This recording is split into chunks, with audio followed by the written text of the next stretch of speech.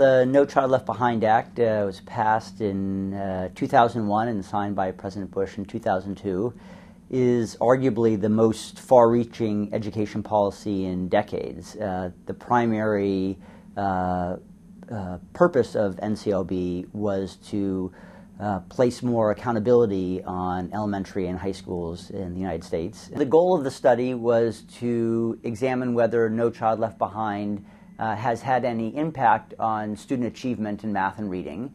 And to do this, we looked at student performance trends on the National Assessment of Educational Progress, a national standardized exam that students across the country take.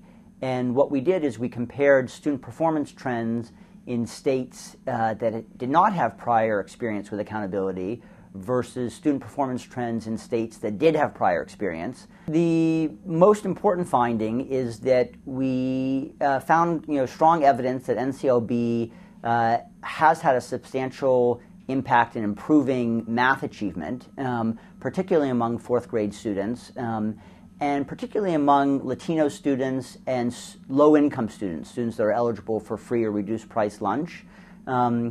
We found more moderate improvements in 8th grade math scores, but interestingly, we found no evidence of student improvement in reading, either in 4th or in 8th grade.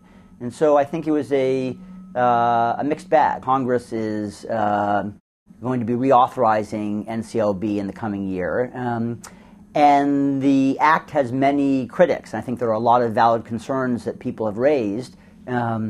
There's concerns about the Act causing schools to focus on math and reading, to teach narrowly to the test. I think many of these concerns are valid. I think there certainly are some issues.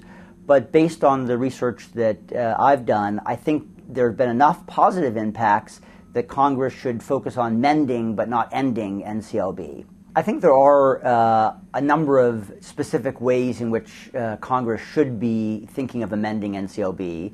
For example, I think one important amendment would be to provide states greater flexibility for targeting their resources on the most disadvantaged schools. And states should be given the flexibility and, in fact, encouraged to take a stronger role in helping reform these schools.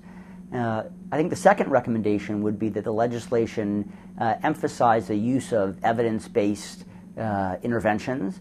I think most people recognize that really what's affecting student learning are the daily interactions between teachers and students in a classroom. And there's really a growing body of evidence that certain curricula, certain instructional practices, certain programs are much more effective than others. And yet this information is not as widely known as one might like.